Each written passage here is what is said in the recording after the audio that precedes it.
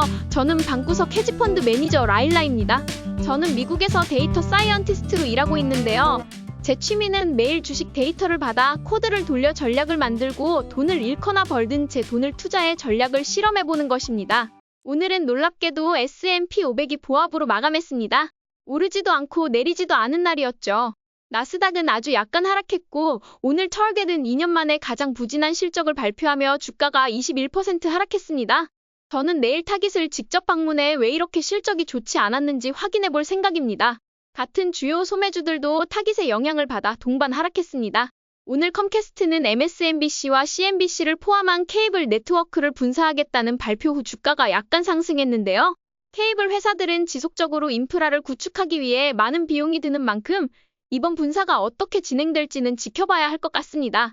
세일즈포스는 JP모건이 목표 주가를 340달러로 상향 조정하면서 상승세를 보였습니다. 오늘은 마침내 우리가 지난 3개월 동안 기다려왔던 대망의 이벤트 엔비디아의 실적 발표가 있는 날입니다. 먼저 이 실적을 살펴보도록 하겠습니다. 지난 1년간의 차트를 보면 엔비디아는 올해 무려 202%의 상승을 기록하며 엄청난 모멘텀을 보여줬습니다. 현재 장이 마감된 후에도 1% 남짓 하락한 수준으로 큰 변동 없이 안정적인 모습을 유지하고 있는데요.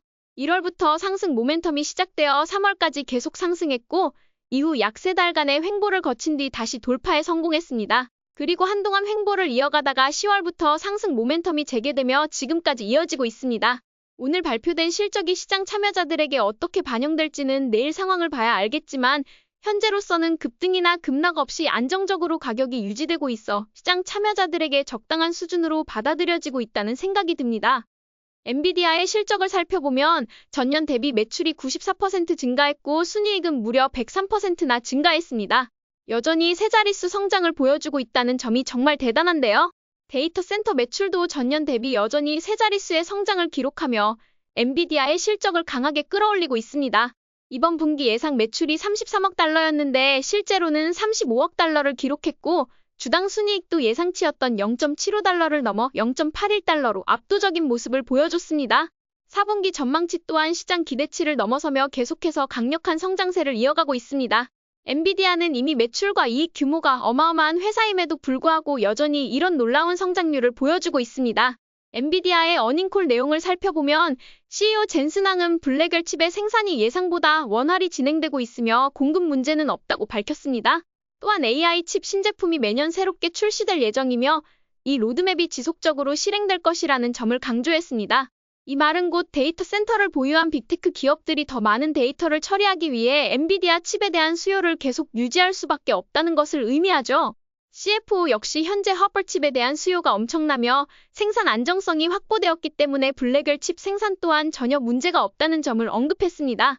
초기 매출 전망도 이미 공급을 초과할 것으로 보이며 이러한 수요가 2026년까지 점진적으로 증가할 것으로 보입니다.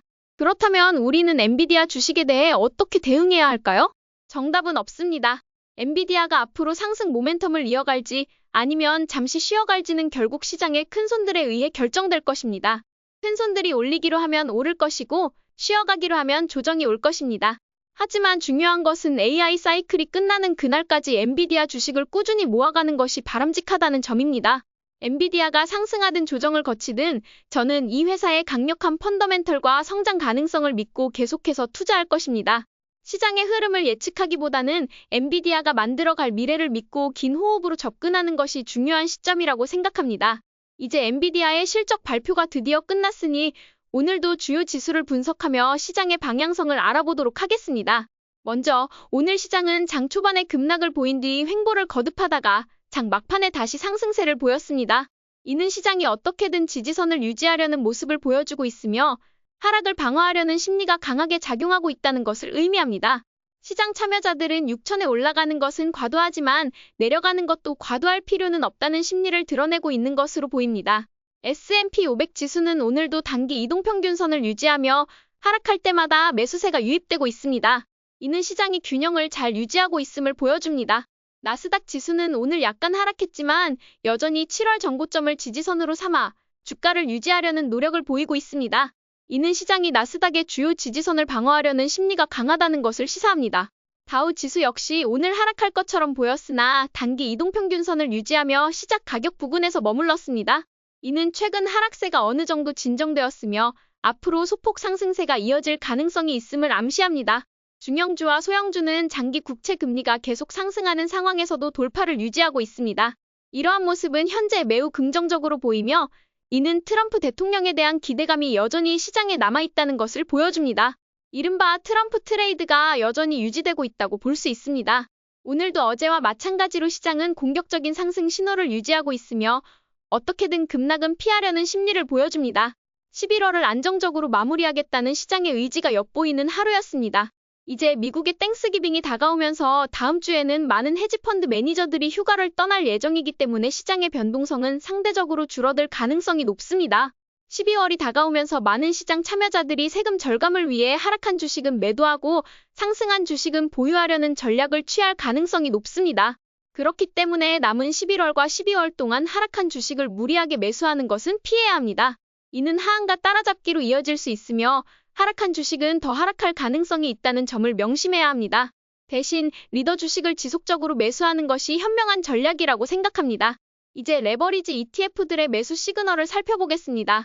레버리지 ETF인 TQQQ와 UPRO는 여전히 상승 모멘텀을 유지하고 있습니다. 반면 USD는 오늘 단기적으로 약간 상승하는 모습을 보였으나 엔비디아의 실적 발표를 앞두고 반도체 섹터 전반이 관망세를 보이며 힘이 부족한 상태입니다. 공포와 탐욕 지수는 어제와 동일한 50일을 기록하고 있어 시장의 하락을 방어하며 상승세를 유지하려는 심리를 나타내고 있습니다. 이제 주요 자산군들을 살펴보도록 하겠습니다. 러시아와 미국 간의 긴장이 고조되면서 금 가격이 다시 상승세를 보이고 있습니다.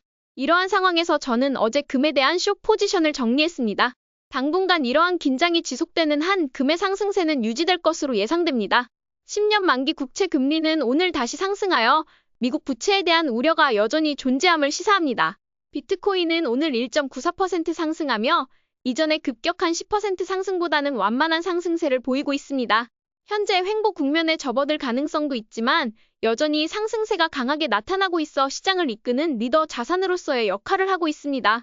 비트코인 관련 주식들을 살펴보면 코인베이스를 제외하고 오늘도 큰 폭의 상승을 이어갔습니다. 단기 이동평균선과의 거리가 좁혀지고 있어 추가 매수 기회가 다시 나타나고 있는 것으로 보입니다. 이제 빅테크 주식들을 살펴보도록 하겠습니다. 현재 빅테크 주식들은 넷플릭스와 테슬라가 주도하는 양상을 보이고 있습니다.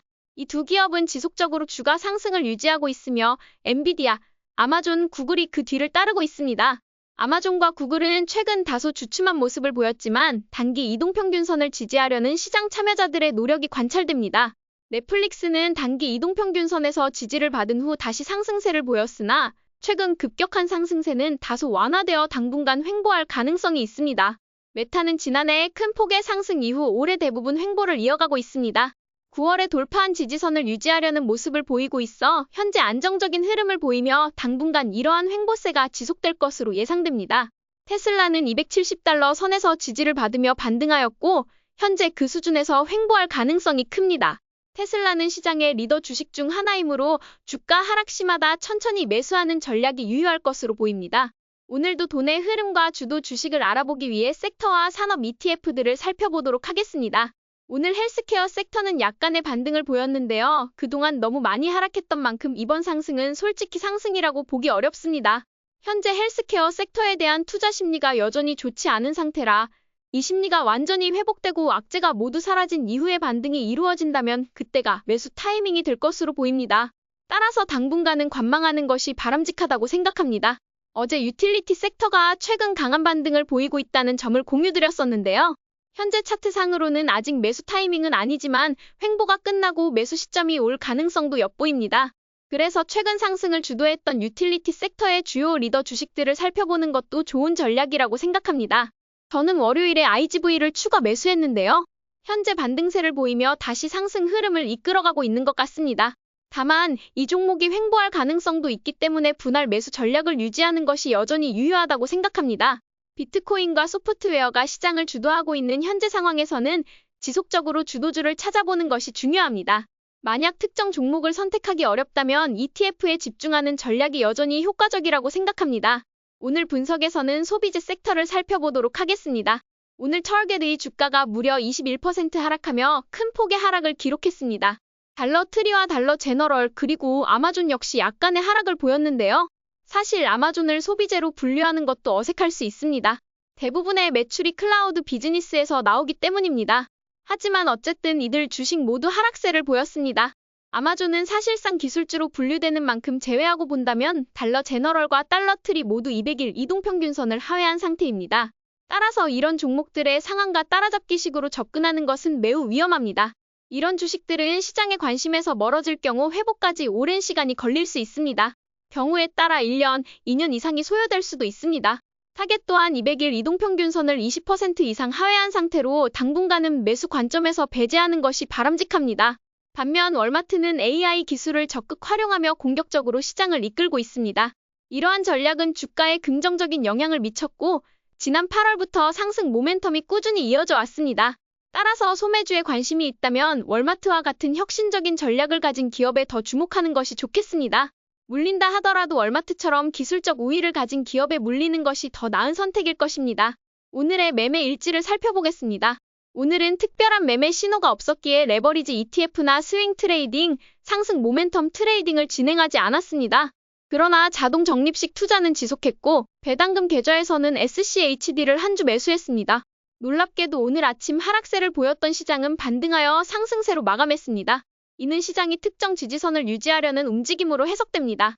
이번 주 금요일부터 시작되는 추수감사절 연휴로 인해 많은 투자자들이 휴가를 떠날 예정이므로 다음 주 주식시장은 비교적 조용할 것으로 예상됩니다. 이러한 상황에서는 개인 투자자나 알고리즘 트레이딩이 시장을 주도할 가능성이 높습니다. 따라서 내일 시장 참여자들의 반응이 중요하며 이후에는 현재의 상승 추세가 지속될 것으로 보입니다. 휴가 시즌에 접어드는 만큼 급격한 방향 전환보다는 기존의 상승 흐름이 이어질 가능성이 큽니다. 이에 따라 리더 주식을 지속적으로 매수하는 전략이 유효할 것으로 판단됩니다. 오늘도 저희 전략이 재미있으셨다면 좋아요와 구독 버튼 눌러주세요. 지금까지 방구석 헤지펀드 매니저 라일라였습니다. 감사합니다.